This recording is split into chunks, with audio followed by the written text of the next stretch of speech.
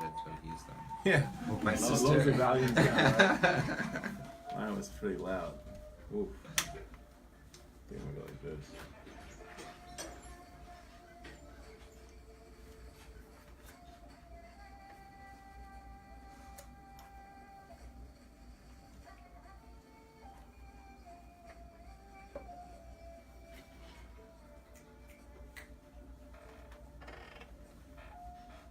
Good morning and welcome to the Grassroots Collective. I'm your host, Frank McGehee. This morning, I'm joined by Brian Ackerman of Archetypal. Brian, good morning and welcome to the show. Hey, good morning, Frank. Thanks so much for having me. And thanks for coming all the way out from Brooklyn, USA.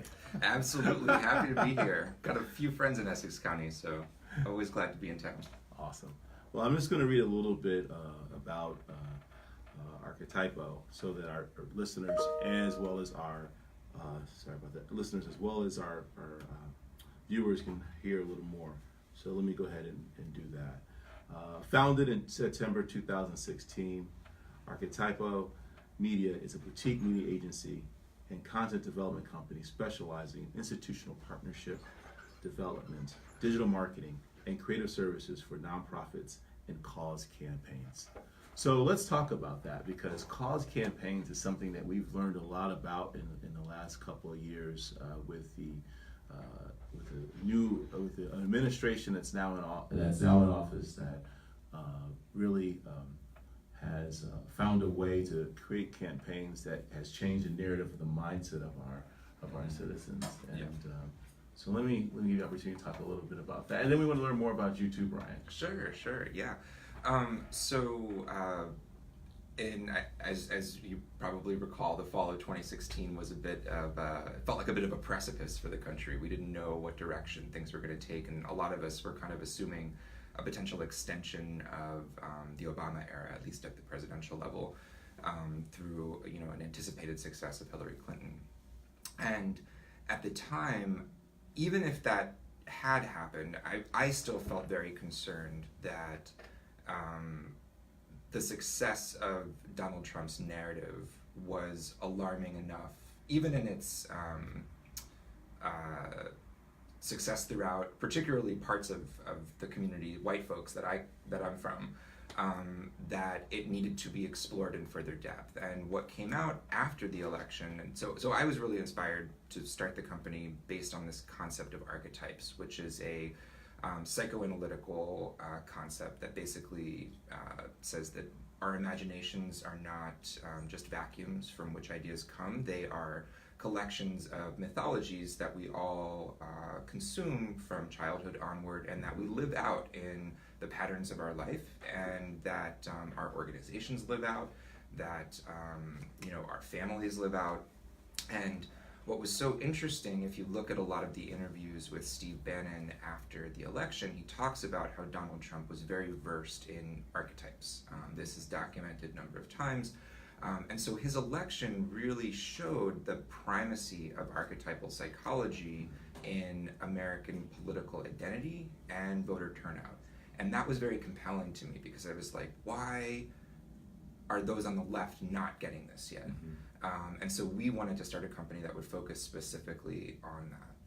So it's a little bit different of an angle than traditional media strategies, where you're looking at the demographic breakdown. Mm-hmm. Demographics are one way to get you to archetypal conclusions or mm-hmm. categories, but the archetypes themselves have the power of mythology behind them, and that's what makes them so useful for activating identitarian politics and voter turnout, motivation for expressing oneself. And one of the things that he tapped into in particular was the berating of white men. Mm-hmm. And as a white man myself, I didn't particularly align with that, but I could understand the psychology of why it was so effective. I come from a white family. I have partially Puerto Rican background.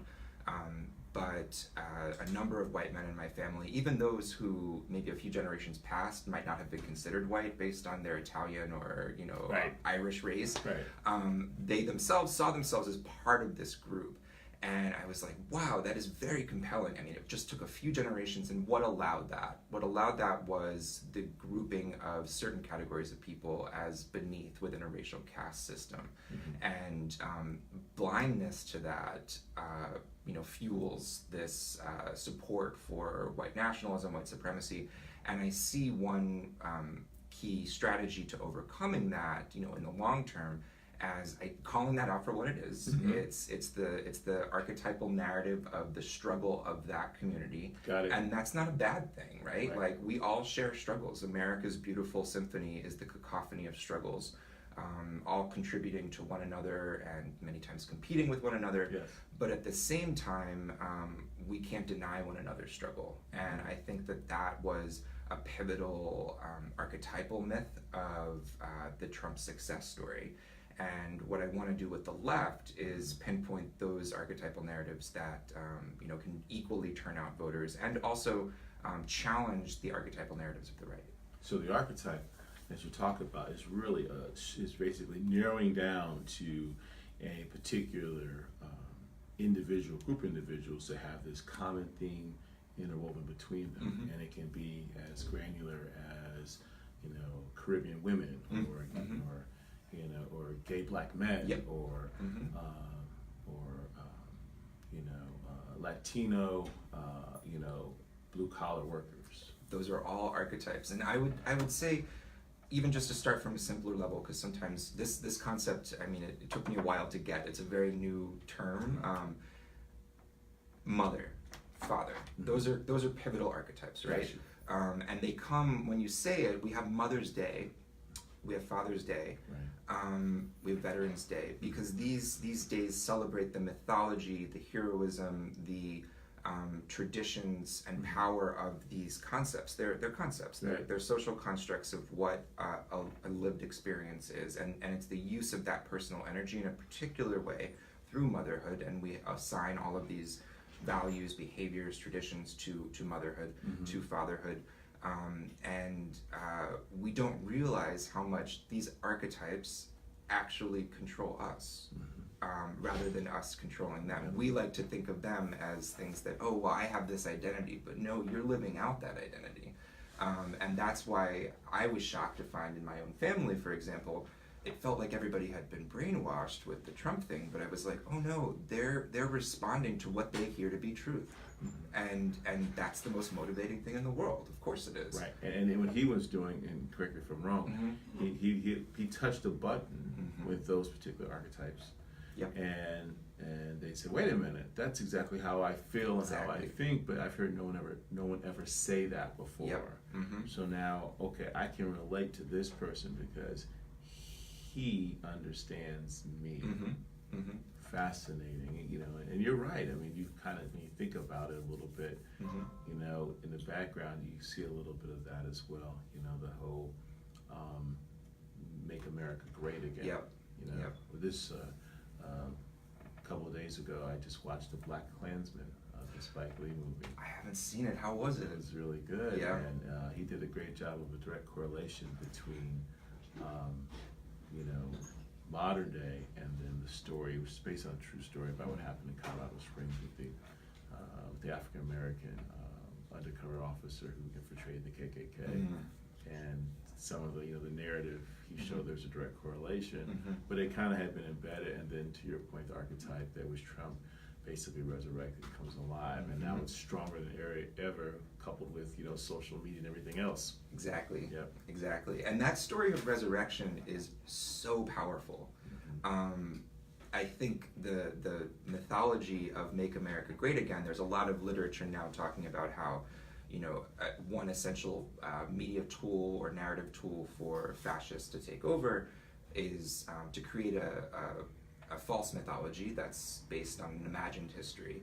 Make America Great Again, similar to Hope and Change for the future, Make America Great Again is an imagined mythology of the past. Right. And it's extremely powerful at evoking a sense of resurrection of individuals who feel like they themselves have been killed.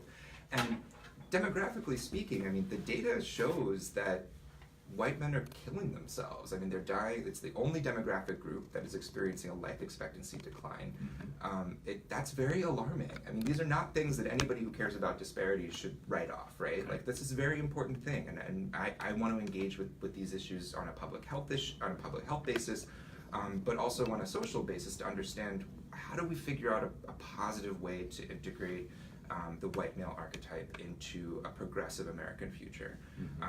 And it's not an easy road to travel, and it's fraught with the difficulties of kind of the landmines of political identity and buzzwords and a lot of challenges that make it very difficult to navigate rhetorically without offending or making folks uncomfortable. But if there's anything that I've learned in activism, if you're not trying to do that, then you're not doing the work, right? You just nailed something right there, Brian. That is Archetype and the Trump administration. They're strategists because people think that this guy is not an intelligent person. I actually think Trump's a super intelligent person. Yeah. I would say that he knew what he was doing from day one, and we wrong with it. So any myth that they want to chalk it up as just being, this, other negative things. No, he actually knows exactly what he's doing.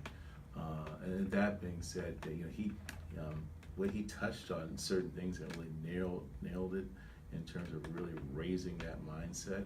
But on the other side of the fence, the Democratic Party has always been so concerned and sensitive and apologetic for not being inclusive of every single thread, every single issue, and am I too conservative? Am I too liberal? Am I, and worried so much about where, every single, they basically look weak, absolutely weak, right? And that's been a big challenge, and he fed on that, completely fed on that, and so even to this day, I've had previous shows where people are still, irritated that Bernie didn't get as much play as Hillary. It's just fascinating where the Republican Party under Trump's leadership has become very unapologetic. I think the Kavanaugh Ford is another example of that. Where all of a sudden Kavanaugh in the train to 18 hours became the victim. It was just shocking. And so everything you're describing, I mean, it's fascinating that these are the topics. So the victim,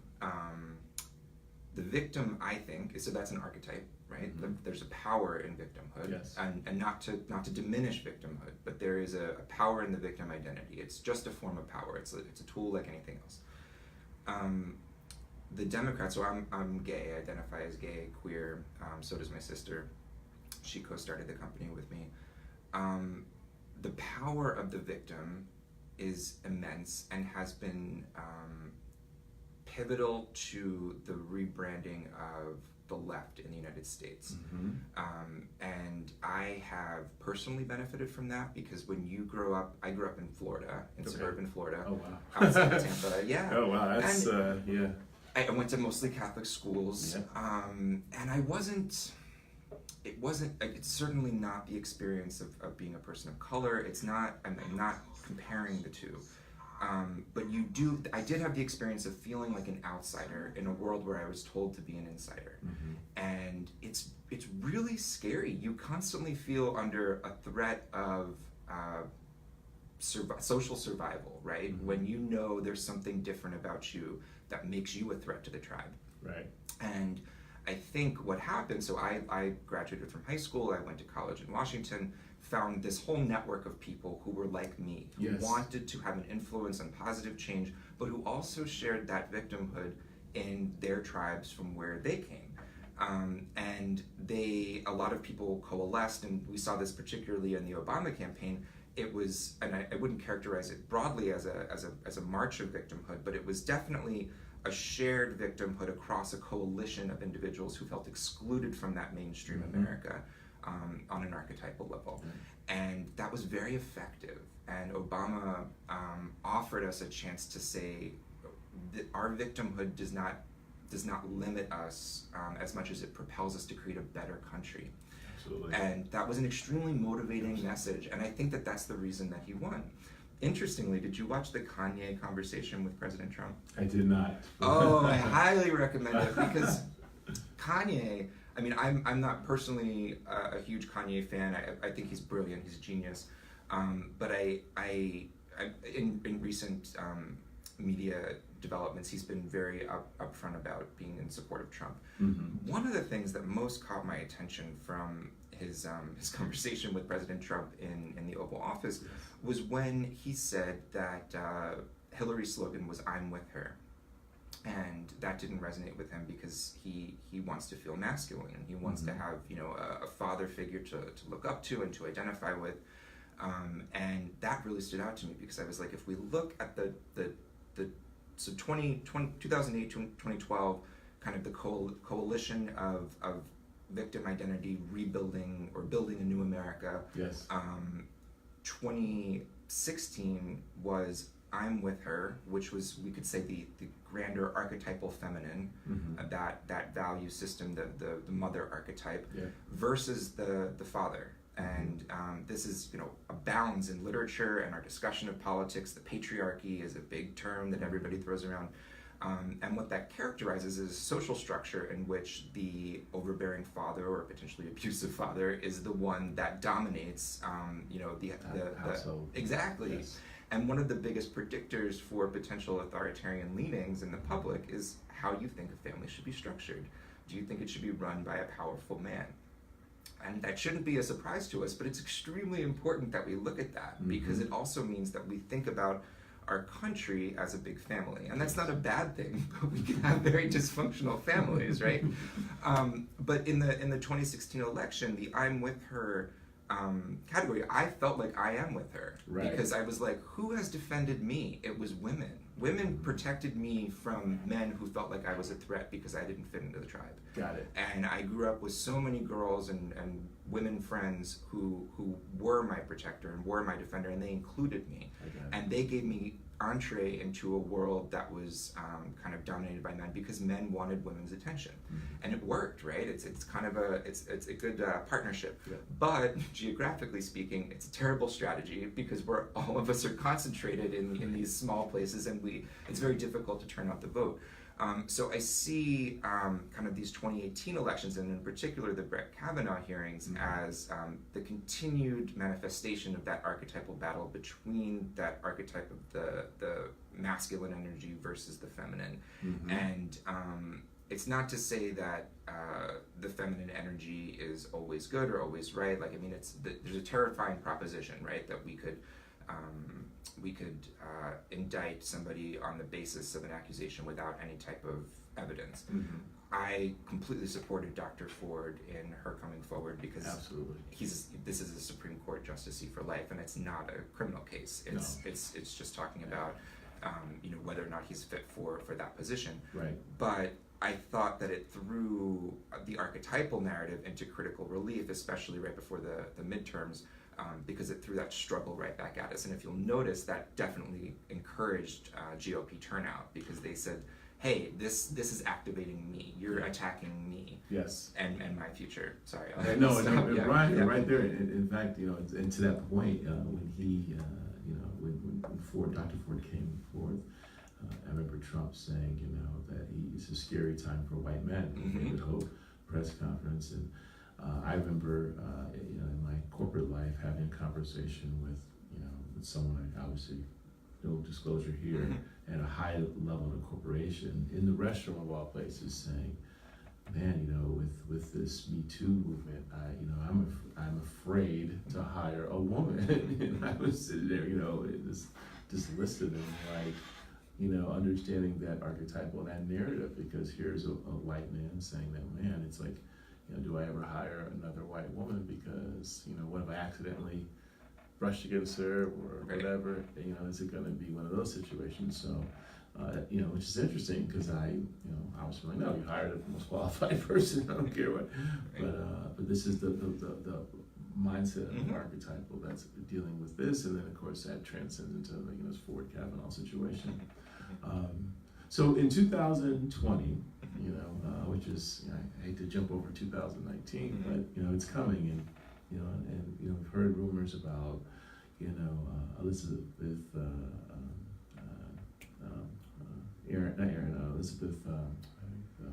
Warren, thank you, and Cory Booker, and a couple other people who potentially could run. How do you think they can use archetypal mindsets to drum up the vote and really get that base going? Because as you can see from the results of the senatorial races as well as the House, it's been it's obvious to see where we have the blue and the red, and where there's challenges ahead. Yeah. So I think the presidential election started on November 9th.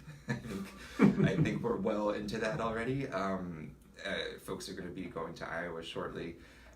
So my thought for 2020 is I'm really inspired by my own family's history. So my father's father, German-Irish guy from Long Island, he was a construction worker.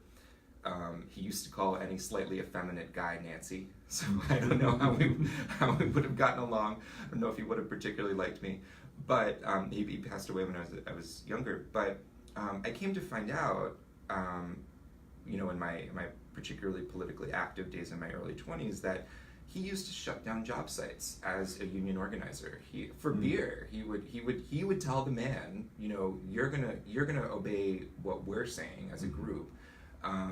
Because our collective power as workers and as men, as dignified men, is stronger than your capital. And that's immensely powerful at an archetypal level, because it gives you individual dignity, it gives you a sense of strength, and it gives you a sense of resurrection and struggle in yourself. And that's extremely validating and offers a path to redemption. I think the left, there's a strategy of, we need to increase the House of Representatives, we need to change to proportional voting, we need to split California up into 20 different states, and all of those are awesome, right? And they could happen. But I think perhaps a more efficient strategy would be to figure out a way to integrate a archetypal narrative for men, and white men in particular, because if you'll notice, a lot of the rhetoric is like how terrible white men are, and I get that. Like, I grew up being bullied by white men. Like, it's not, I get it. But at the same time, I'm like, we kind of shoot ourselves in the foot by relying only on that, because that works to activate a coalition of people who feel victimized by that particular group. But it really kicks us in the ass when it comes to a national battleground for an election. And I want to know, how do we figure out a way to incorporate someone like my grandfather into the Democratic coalition? Not because I care for my grandfather's, calling anybody slightly effeminate Nancy, but because I know his voter turnout has similar electoral and political objectives to mine, and where do we find that overlap?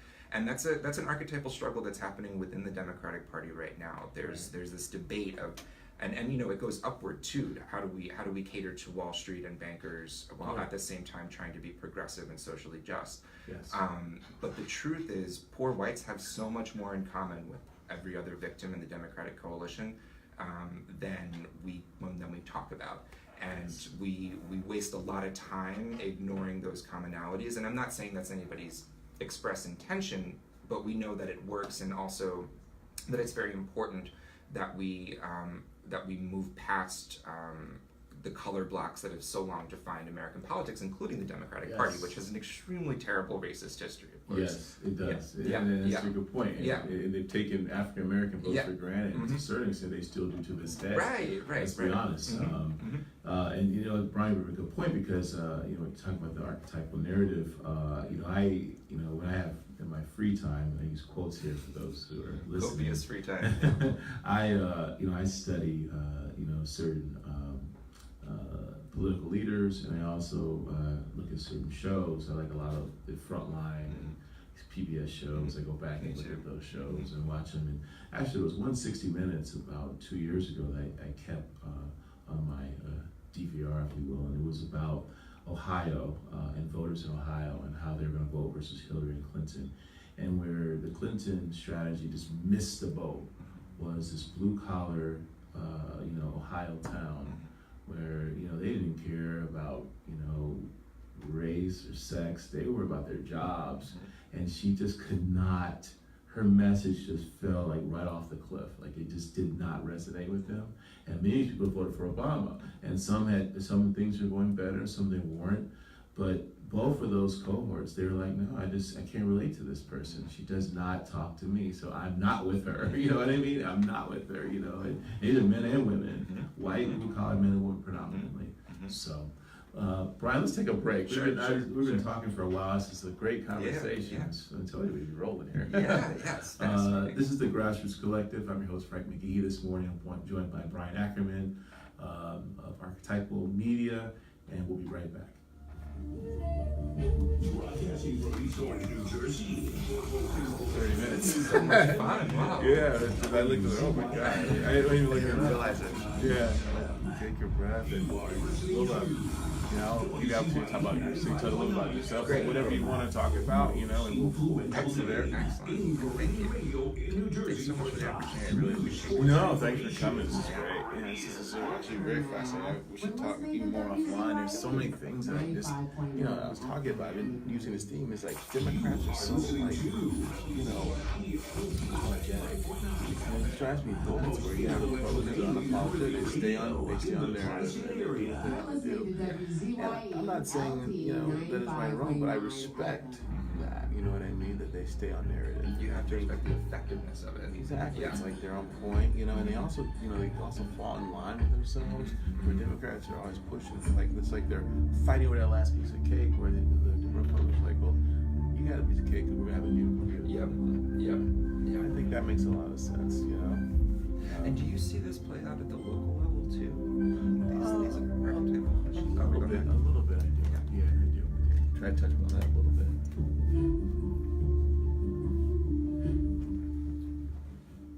And we're back. This is the Grassroots Collective, and I'm your host, Frank McGehee. This morning, I'm joined by Brian Ackerman, who is the head of Archetypal Media.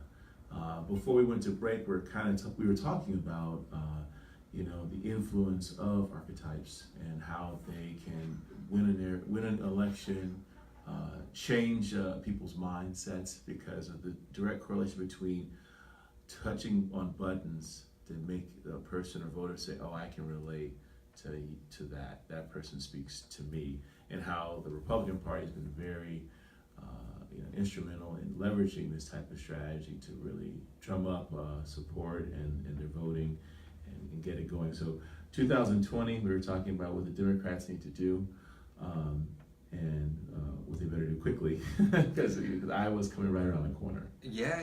So you had mentioned the Hillary's jobs narrative falling flat in a blue-collar town in Ohio. And what I think is so interesting is I was with Hillary, right? I was like, yeah, we need solar jobs, we need green jobs, but there's just new industries. It's not a bad thing, it's just changing. Wrong. New industries are great, for sure, but particularly I think voters who for whom that narrative fell flat saw green jobs as an extension of that mother archetype, as that feminine and as that weakness or victim. And in many ways you can characterize this broadly as fossil thinking, right? It's like we want to go back to when there was this different type of society. Yes. And that's the part that the Democrats have right. We have to move past that. Yes. That's demographically no longer the reality, but also who wants to go? There were a lot of unpleasant things about that history. But we can retain a narrative of dignity that is not necessarily based on that can come from blue-collar communities themselves, rather than from folks like me who've lived in DC and New York for the past, for most of my adult life. Yes. And I do think that archetypal identity and narrative has not been etched into the Democratic platform as effectively as it could be. Bernie Sanders offered us a great example of how we might do that. And it's shocking. I mean, Noam Chomsky made a good point when he's like, it's absolutely shocking that a democratic socialist got so close to a potential presidential nomination in the United States, given our history. Right. And that's because his narrative worked. It was so effective at offering, I would argue, a masculine path, a masculine archetypal narrative toward things like universal health care. It wasn't based on weakness, it was based on we're all stronger because of it. And Hillary tried to do that, but that narrative was laden with the archetype of the victim coalition. And I think in 2020, one of the things that we need to figure out, at least for those looking for progressive change, is how to interrupt the narrative on the right. Which has been so effectively used to deploy kind of like a masculine archetypal energy, and also to leverage the coalition that we've built to increase voter turnout on both sides. So we need to support the base and energize them, but also ask folks from the other side, those Obama, Trump voters. Yes. My family is full of them, and I'm like, oh my God, you're like fascinating laboratory animals. To understand, what motivated that. So I think focusing on archetypal narratives that cater to those audiences that go beyond jobs per se, because jobs are symbolic of dignity and power. No, I agree with that. I think, one of the things that even actually, not even just the national level, but even down to the local level, I think archetypal narratives are starting to really influence our communities. In South Orange and Maplewood, there was a highly contested Board of Ed election this particular November, and I think there was some narratives there that were out there in discussion. There was a question of equity, the issue of leveling in our schools. And I think that there was a breadth of candidates that some related to that and some necessarily did not in certain ways, or their narrative of that was different. So it was just interesting to see how things aligned, and there was some really good candidates this year, some that fell short, and some that won, that I think represent a different archetypal narrative that frankly needs to, have a position at the table, and but it was very different from previous elections where it was kind of like this one narrative, and it's the emergence of a voice, and so I see that just at the local level too. And out of curiosity, since this is something I'm trying to work on for our company, what did you notice about the archetypes related to law enforcement policy? Yeah, sure. No, it's a good question.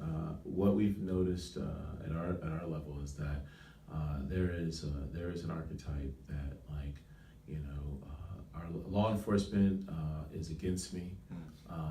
They don't respect me. They don't want to. They're there to prevent me from living a normal, equal life, or even to hurt me or harm me. There is that archetype there. Then there's another archetype that says,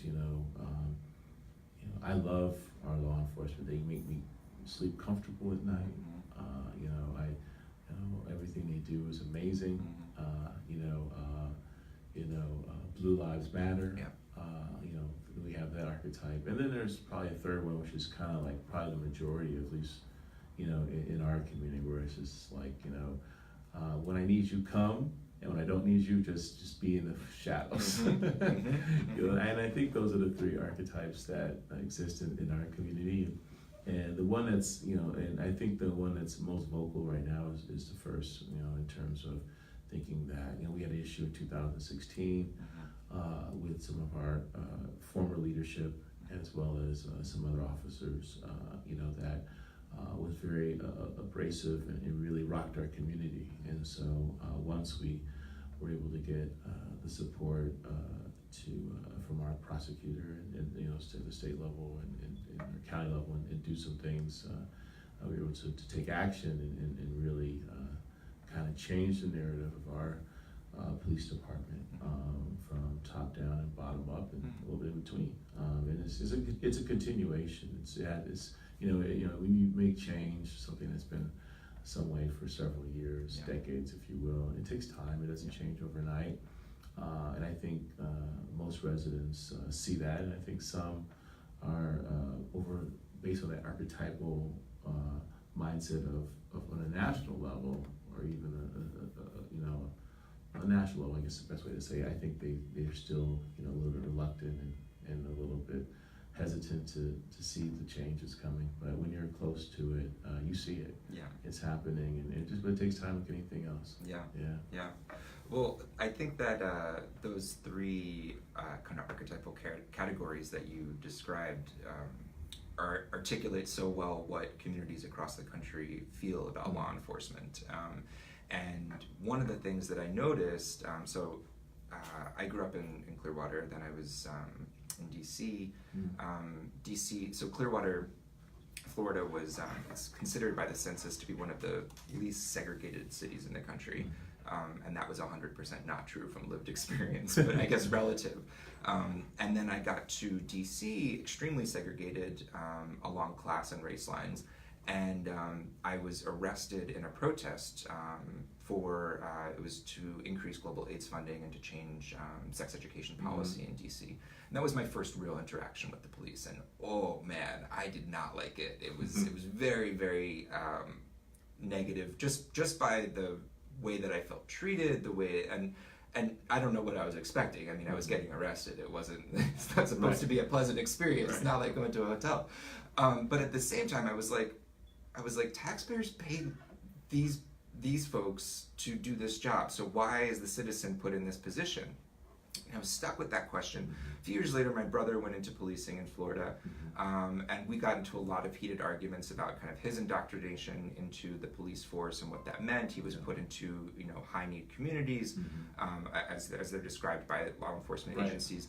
And what I saw was that law enforcement offers every community a major opportunity to redefine this archetypal narrative at the local level. Yes. We talk about, we're consumed with national questions and national media, national politics, but at some level, those are very abstract and distant from us, right? Like what happens at the federal government level, it does impact us, but what really impacts us is our law enforcement in our local communities. Yes. So it's very empowering to think about law enforcement reform at a community level, because it requires all of us to be actively engaged. Yeah. And one of the things that I'm trying to explore now is how do we advance and accelerate the messages for reform, which I think are absolutely necessary, in a way that doesn't get stuck in the same quagmires that it's gotten in the past. And by quagmire, I mean the advance of Black Lives Matter because they do, and because it requires courage and passion just to speak that truth. And that evoked a response of Blue Lives Matter. And I have a lot of family and friends in law enforcement, and asked them, what was your response to that? And their thought was, you don't understand until you put on the badge. And my response was, you're not a better citizen just because you wear a badge. That's a job like any other in a country. We all play a role, right? But there's truth to both sides. And one of the things that I'm trying to explore is, how do we distill the archetypal disruptors in the narrative for police and law enforcement reform? And many activists and reformers are well on the way there. I think the work of Black Lives Matter is amazing. The work of DeRay McKesson is amazing with Campaign Zero. Even the Police Reform Organizing Project here in New York. Just documenting the reality that even after aesthetic changes have occurred in police departments to either use of force policy or diversity trainings or even diversity hiring, we're still seeing basically the same outcomes in terms of incarceration, in terms of the racist nature of arrest and arraignments. And so something hasn't changed, right? Yeah. And so how do we get there in a real meaningful way? And I think that one path worth exploring is some really new archetypal messaging. And one of the things that I teased out in that first draft of the paper that I'm working on is the archetype of the warrior. We've seen the militarization of U.S. law enforcement over the past 40 years. Yeah. And there's a lot of men out there who crave the power of the warrior archetype, and I think it's part of male psychology. Yes. And I can relate to that. And it's not always a bad thing, but in its shadow manifestation, it's a terrible thing. Yeah, right? you're spot on, because there's a couple of things. One is that police departments are paramilitary operations, and so there's a chief and a deputy chief or whatever. There's a leader, and then everybody's ranked. And when you're following your orders, from higher rank, it's it's sir, yes sir, yes ma'am. Yep. And that's how it works. And so a paramilitary operation, which is similar to Army, Air Force, Marines, there's a construct there. I think the challenge is trying to find the right personalities of individuals that you put into this paramilitary organization. So they do follow protocol and procedures, but they're personable and they're humanistic in their way. And I think that's one of the things that we in my local community have tried really hard to do in hiring. We hired 6 officers since the July 16 incident, and one of the things that we were laser focused on was the personality of those individuals, because it's the she's and the he's that are going to who are going to become the sergeants and the lieutenants and the captains and the chief in the years to come. And also recognizing that there is a need for diversity if the candidate was qualified and happened to, be a woman, a Latin woman, or a black woman, or a white man or a black man, whatever. We put those people in those positions. So, we've hired all of the above I just mentioned, because they had the right personality, character, that aligned with, our overall archery community and would be well trained and do the job. I think one of the challenges is that you do have, a cohort in this in Archetype police officers that's likely white male and and has a mindset. And how do you address that mindset? Well, I think there's a couple ways. One is that you have police officers that aren't white males in that police force, and in those relationships, that characterization that they have is diffused by when they work with or hang out with those officers that look like those things you think and act differently than what you know. That coupled with as much as possible continuing to have community engagement at all levels as possible, so that one can say, hey, this person doesn't act like what I read online or see in the news or the movies I watch. This person is not that way. So it takes time to change that culture, but you're right, how do you keep this paramilitary operation, which you need to be in that big zone, come and follow protocols and procedures.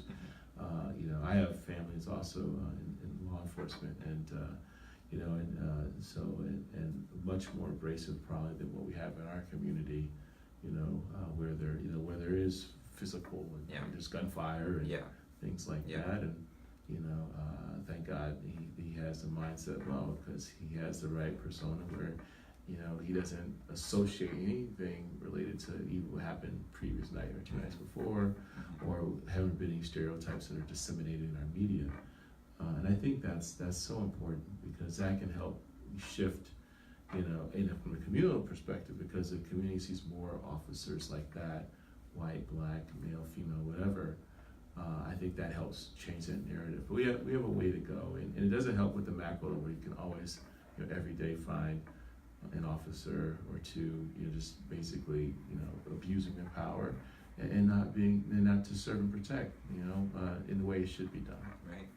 So you mentioned that it's really important to find the right personalities. That is not an easy thing, and it's even harder to try to standardize, I would argue. Yes. So how might you characterize that process? I think it comes down to a rigorous interview process, asking questions that that are very telling about a correlation between the individual and how they would settle, react, and interact with a community based on the characteristics of the community. And then asking that question again in a different way, a different context, right? You do these Myers-Briggs, they ask you the same question 3 different times. That's part of the process. Yeah. and you take that information and data and you leverage that to make your decision on top of the other information as well. Yeah. I'm not saying it's perfect, and I'm saying that the results are always what you want, but I think that's how you do it. You really have to look at the character of the individual in addition to the skill sets and what they provide. Yeah. The thing that stands out about that is I think, for example, if we think about 2020, and maybe it's further than 2020, but why not 2020? Mm-hmm. I think one of the things that gets us to a narrative that turns out a voter coalition that we haven't seen before is a big scale reimagining of things like law enforcement. So Michelle Alexander, in her debut column in the New York Times, wrote that a new nation is struggling to be born, and one that is multi-ethnic, multi-faith. And in truth, we've always been multi-ethnic and multi-faith. That's not new about the United States, but it's new in the archetypal respect for the dignity of all of those.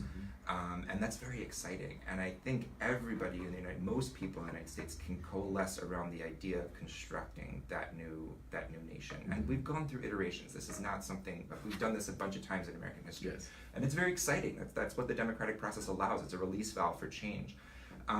But I think when we assume that police organizations have to be paramilitary, for example, that's a big assumption. Maybe they don't. They probably don't. Maybe they don't have to be like the military at all. Maybe they should be a civilian safety corps, and maybe it should be, maybe the police precinct should actually have a bunch of mental health workers, behavioral health specialists, a bunch of child and social workers, a lot of maybe clinical staff, educational folks, and then the folks that support them in their interventions in the community because this is what we're tasking police with doing right now, only through force. Right. And it's such an unreasonable expectation to put on them. And so then we're frustrated when the outcome is police violence, and I'm like, this is how we've structured this, Right. We need to radically reimagine how we ask law enforcement to deliver law enforcement. And the crux of getting there from a communications perspective is opening up the space for that level of reimagination rather than just pushing for the specific reforms themselves, because it's not enough creativity for folks to find their own path in. Yeah, Brian, you made a great point about mental health, because both sides. One side is that sometimes when officers are called to a situation, there's a mental health issue that they're addressing.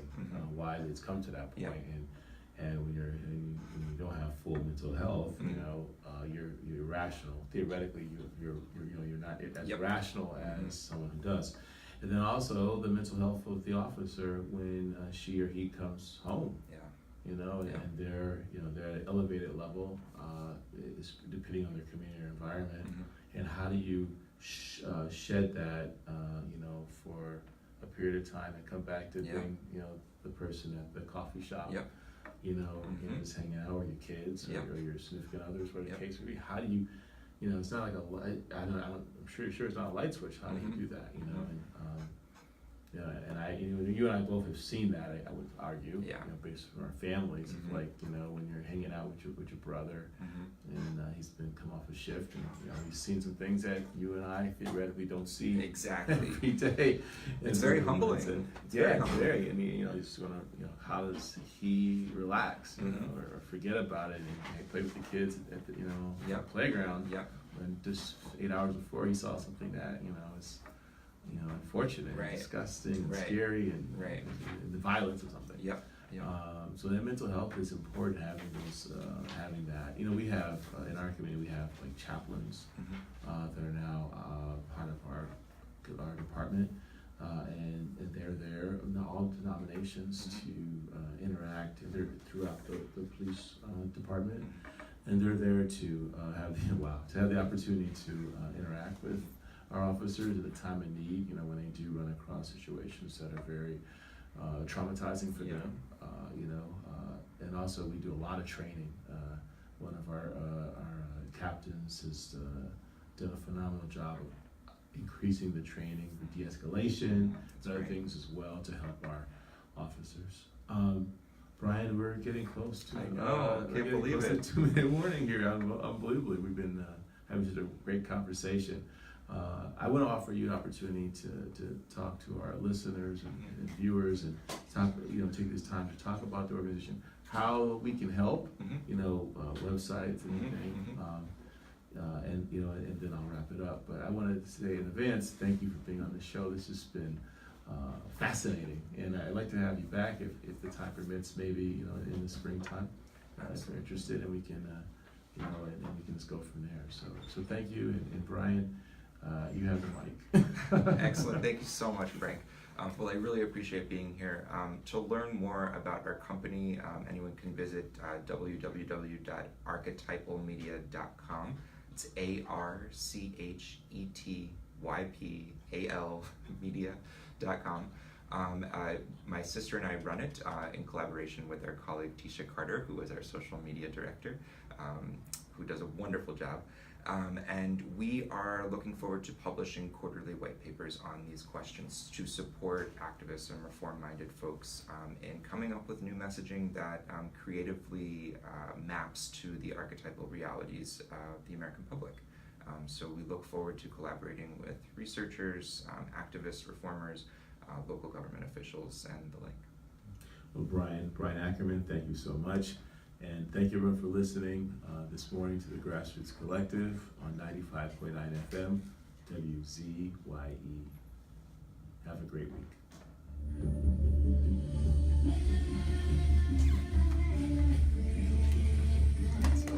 That was awesome. Thank you so much. That was really good. That was really, really interesting. That was fun.